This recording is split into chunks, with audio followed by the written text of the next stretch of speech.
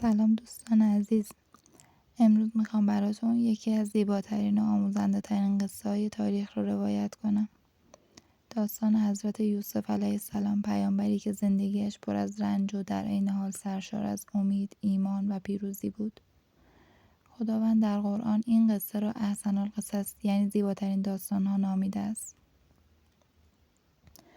حضرت یوسف علیه السلام فرزند حضرت یعقوب علیه السلام بود. او در کودکی خوابی دید. 11 ستاره و خورشید و ماه در برابرش سجده می کنند. وقتی خوابش را برای پدرش گفت، یعقوب دانست آینده بزرگ در انتظار اوست و سفارش کرد که این خواب را برای برادرانش بازگو نکند، چون از محبت پدر به یوسف حسادت می‌ورزیدند. برادران تصمیم گرفتند یوسف را از میان بردارند.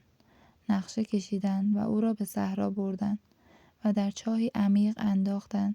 شب هنگام با پیراهنی آغشته به خون دروغین نزد پدر آمدند و گفتند گرگ او را خورد. یعقوب اندوهگین شد و گفت من صبری نیکو پیشه می کنم و خدا مرا یاری خواهد کرد. کاروانی گذشت و یوسف را از چاه بیرون آورد. او را به مصر بردند و به بهای اندک فروختند. عزیز مصر، یکی از بزرگان کشور، او را خرید و گفت او را گرامی دار، شاید برای ما سودی داشته باشد یا او را فرزند خود قرار دهیم. یوسف در خانه عزیز رشد کرد و خدا به او زیبایی و حکمت بخشید. وقتی جوان شد، همسر عزیز مصر زلیخا شیفته او شد و خواست او را به گناه بکشاند، اما یوسف گفت پناه بر خدا، او شوهر توست و مرا نیکو جای داده. یوسف گریخت و پیراهنش از پشت دریده شد.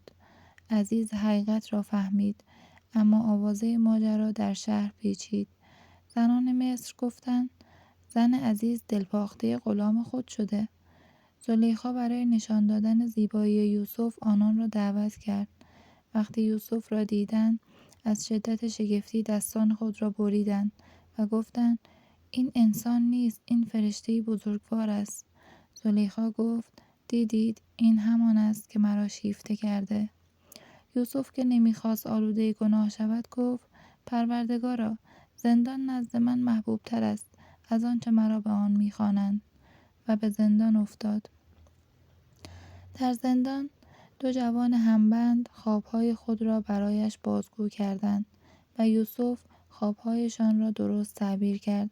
سپس به آنان یادآوری کرد که همه این علم از سوی خداست و باید تنها او را پرستید. سالها گذشت تا روزی پادشاه مصر خوابی دید.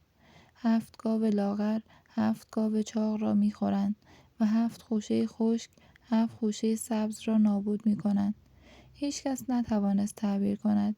یکی از همان زندانیان سابق به یاد یوسف افتاد و گفت مردی در زندان است که خوابها را تعبیر می‌کند. یوسف خواب را چنین تعبیر کرد: 7 سال فراوانی در پیش است، پس غله را ذخیره کنید. سپس 7 سال قحطی می آید و همه را مصرف می کنید جز اندکی. پس از آن سالی می رسد که باران می بارد و مردم دوباره رونق می گیرند. پادشاه شگفت زده شد و دستور داد یوسف را بیاورند. یوسف گفت نمی آیم تا بیگناهیم روشن شود. پس حقیقت آشکار شد و زلیخا اعتراف کرد که یوسف پاکدامن بوده است. یوسف از زندان بیرون آمد و پادشاه او را بر خزانه‌های مصر گماشت. در سالهای فراوانی و قحطی او با تدبیر خود مصر و سرزمین‌های اطراف را نجات داد. وقتی قحطی همه جا را فرا گرفت، برادران یوسف برای خرید غله به مصر آمدند. یوسف آنان را شناخت ولی خودش را معرفی نکرد. سهم غله‌شان را داد و خواست بار دیگر با برادر کوچکشان بنیامین بیایند. بار دیگر آمدند و او نقشه چید تا بنیامین نزدش بماند. برادران غمگین شدند و به پدر خبر دادند. یعقوب گفت ای پسرانم، بروید و یوسف و برادرش را جستجو کنید و از رحمت خدا مایوس نشوید. وقتی بار دیگر نزد یوسف آمدند و سختی خود را باز گفتند، یوسف دیگر نتوانست راز را پنهان کند. گفت آیا دانستید با یوسف و برادرش چه کردید؟ من همان یوسفم و این برادرم بنیامین است. خدا بر ما منت نهاد. هر کس پرهیزکار و صبور باشد، خدا پاداشش را ضایع نمی کند. آنان شرمسار شدند و گفتند به خدا ما خطاکار بودیم. یوسف گفت امروز بر شما سرزنشی نیست، خدا شما را ببخشد. یوسف پیراهنش را برای پدر فرستاد. وقتی بر صورت یعقوب نهادند بیناییش بازگشت. سرانجام یعقوب و همه خاندانش به مصر آمدند. یوسف آنان را گرامی داشت و بر تخت نشاند. برادران در برابر او به سجده افتادند و خواب کودکی یوسف تحقق یافت. حضرت یوسف گفت ای پدر، این است تعبیر خواب من. پروردگارم آن را حقیقت بخشید. او مرا از زندان بیرون آورد و شما را از بیابان به اینجا آورد. پس از آنکه شیطان میان من و برادرانم دشمنی انداخت. پروردگار من بر هر چه بخواهد ظریف و داناست. این داستان به ما می‌آموزد که حسادت و کینه سرانجامی جز پشیمانی ندارد و ایمان، صبر و پاکدامنی حتی در سخت‌ترین شرایط انسان را به قله عظمت می‌رساند. امیدوارم این روایت برای شما الهام بخش بوده باشه.